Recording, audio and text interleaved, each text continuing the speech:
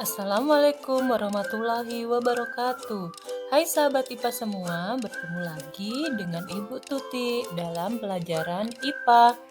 Nah, pada video kali ini kita akan mempelajari tentang struktur dan fungsi jaringan tumbuhan. Simak baik-baik ya, jangan lupa di-subscribe dulu ya.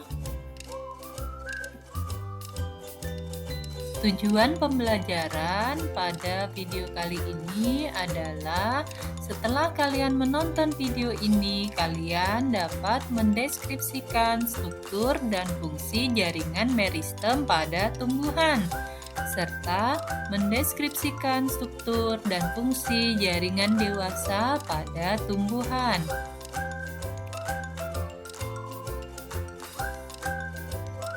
Nah, saatnya kita masuk ke pembahasan struktur dan fungsi jaringan tumbuhan. Berdasarkan aktivitas pembelahan sel pada saat pertumbuhan dan perkembangan, jaringan tumbuhan dapat dikelompokkan menjadi jaringan meristem atau jaringan embrional dan jaringan dewasa atau jaringan permanen. Kita bahas yang pertama, jaringan meristem. Jaringan meristem atau jaringan embrional adalah jaringan yang sel-selnya aktif membelah diri secara mitosis. Nah, di sini akan menyebabkan pertambahan tinggi dan juga pertambahan volume pada tumbuhan. Jaringan meristem itu sendiri dapat dikelompokkan menjadi dua macam, yaitu meristem primer dan juga meristem sekunder.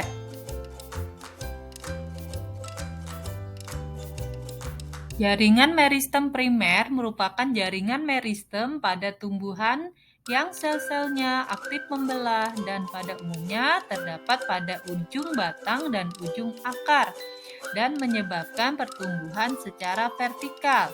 Ya, jadi ke atas dan ke bawah. Misalnya kalau pada ujung batang berarti batangnya nanti akan bertambah panjang ke atas atau bertambah tinggi. Dan jika di ujung akar berarti nanti akarnya akan bertambah panjang ke bawah ya.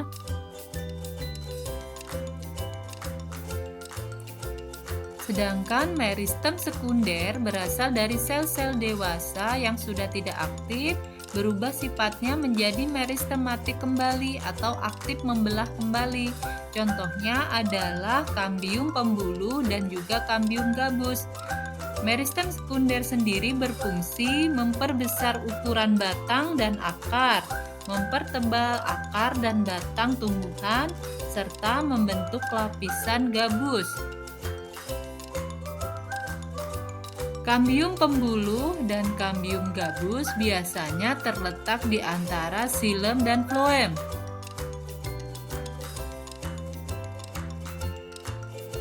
Nah, kalian bisa lihat ya pada gambar ini bahwa ada letaknya di mana kambium vaskuler dan juga kambium gabus ya, di mana di sini dibatasi atau di antara floem sekunder ya. Dan di situ juga ada gambar lingkaran-lingkaran pada batang tanaman ya atau tumbuhan. Jadi ada yang dinamakan lingkaran tahun ya, ada di gambar paling bawah di situ sudut kanan. Dan di sini lingkaran tahun terbentuk karena aktivitas kambium vaskuler yang dipengaruhi oleh musim ya. Jadi biasanya digunakan untuk menentukan umur tumbuhan tersebut ya dari lingkaran-lingkaran yang terbentuk di batang. Yang kedua adalah jaringan dewasa atau jaringan permanen.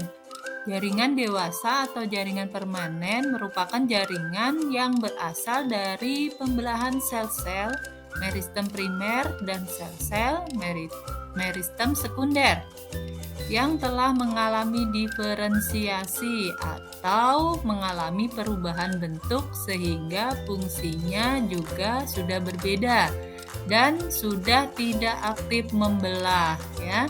Ciri jaringan permanen di sini terdapat ruang antar sel, selnya tidak aktif membelah lagi, mengalami penebalan pada dinding sel yang sesuai dengan fungsinya. Jaringan dewasa dibedakan menjadi 4, yaitu jaringan pelindung, contohnya epidermis, jaringan dasar, parenkim, jaringan penyokong, ada kolenkim dan sklerenkim, dan jaringan pengangkut, ada silem dan floem. Nah, selanjutnya kita bahas jaringan dewasa yang pertama, yaitu jaringan pelindung. Jaringan pelindung merupakan jaringan yang berfungsi untuk melindungi bagian dalam tumbuhan dari berbagai pengaruh luar yang merugikan. Misalnya, hilangnya air karena panas dan melindungi dari kerusakan mekanik, misalnya gesekan, ya. Contoh jaringan pelindung yaitu jaringan epidermis, di mana epidermis ini kan berada di daerah atau lapisan paling luar dari tumbuhan itu sendiri, ya. Dan jaringan epidermis ini bisa atau menjadi modifikasi, ya, menjadi stomata dan juga trikoma. Kalian bisa lihat di gambar, ya.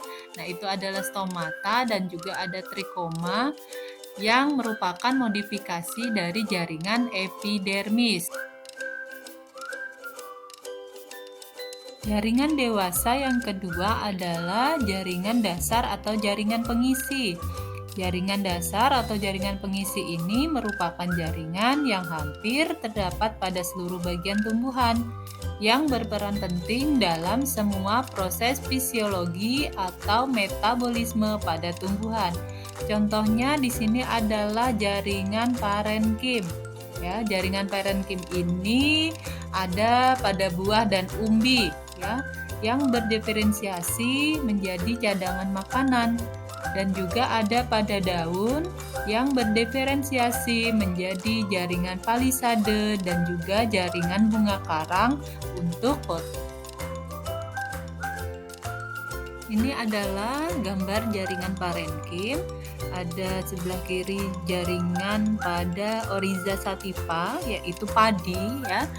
Jadi di sini ada butir-butir amilum yang ada di dalam selnya. Jadi kan tadi buah dan juga umbi itu menyimpan cadangan makanan, ya. Jadi di sini jaringan parenkim pada padi menyimpan cadangan makanan berupa jet tepung atau amilum. Nah, pada Jantradecia yang bagian tengah di situ ada aerenkim. Nah, aerenkim di sini sebagai penyimpan udara, ya, pada tumbuhan Jantradecia, yaitu sejenis bunga lili. Selanjutnya ada gambar jaringan parenkim pada daun, di mana berdiferensiasi menjadi jaringan palisade, ya, atau jaringan tiang, dan juga jaringan bunga karang atau spons, ya. Kedua jaringan ini berperan untuk fotosintesis karena terdapat zat hijau daun atau klorofil.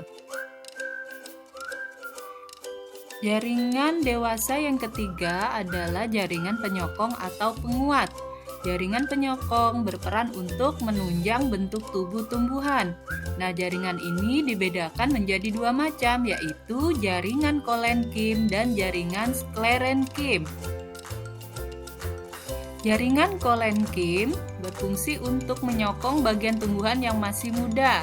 Sedangkan jaringan sklerenkim berfungsi untuk menyokong tubuh tumbuhan yang sudah tua. Ada dua jenis jaringan sklerenkim, yaitu jaringan yang berbentuk serat atau fiber dan sklereid. Jaringan serat contohnya terdapat pada silem, dan jaringan sklereid contohnya terdapat pada kacang atau buah pir. Nah, kalian bisa lihat di sini ada gambar kolenkim dan sklerenkim, ya. Kolenkim di sini tentu terlihat berbeda, ya, dengan sklerenkim. Kolenkim itu yang sebelah kiri, sklerenkim yang di sebelah kanan, ya. Jadi di sini kalian bisa lihat perbedaannya, ya. Jaringan dewasa yang keempat adalah jaringan pengangkut. Jaringan pengangkut terdiri dari silem dan floem. Silem berfungsi untuk mengangkut air dan zat-zat terlarut di dalamnya dari akar menuju daun. Floem berfungsi untuk mengangkut makanan hasil fotosintesis dari daun ke seluruh tubuh tumbuhan. Pada batang dikotil, berkas pengangkut tersusun dalam lingkaran, sedangkan pada batang monokotil, berkas pengangkut tersebar. Antara xilem dan floem, kalau pada dikotil, di sini terdapat kambium intervaskuler yang memisahkan ya. Jadi kambium intervaskuler ini aktif membelah ke arah luar membentuk floem sekunder dan ke arah dalam membentuk xilem sekunder. Nah, di gambar itu kalian bisa lihat perbedaannya ya antara batang dikotil yang kiri pada bagian atas dan monokotil yang kanan. Ya, atau perbesarannya di sini ada di bagian bawah untuk jaringan pada tumbuhan dikotil ya. Jadi letak floem, letak xilem dan juga kambium di sini dapat kalian lihat lebih jelas lagi. Amati baik-baik ya. Nah, ini adalah gambar jaringan xilem dan floem yang terletak pada daun ya. Di gambar yang atas, di situ kalian bisa lihat di mana sih letak xilem dan floem. Nah, disitulah ya. Jadi kalian bisa mengamati nanti di rumah secara lebih seksama ya, sehingga tahu letak xilem dan floem. Nah, bagian bawah di sini adalah gambar jaringan xilem dan floem, bagaimana sel-sel pembuluhnya, perbedaannya antara sel pembuluh xilem dan sel pembuluh floem. Nah, ternyata tumbuhan juga memiliki macam-macam jaringan yang memberikan fungsi tertentu pada tubuh tumbuhan ya. Demikian penjelasan materi kali ini. Ibu harap dapat memberikan pemahaman dan manfaat bagi kita semua. Selalu jaga dan lestarikan alam di sekitar kita. Dan jangan lupa subscribe, like, dan komen yang positif ya. Terima kasih. Wassalamualaikum warahmatullahi wabarakatuh.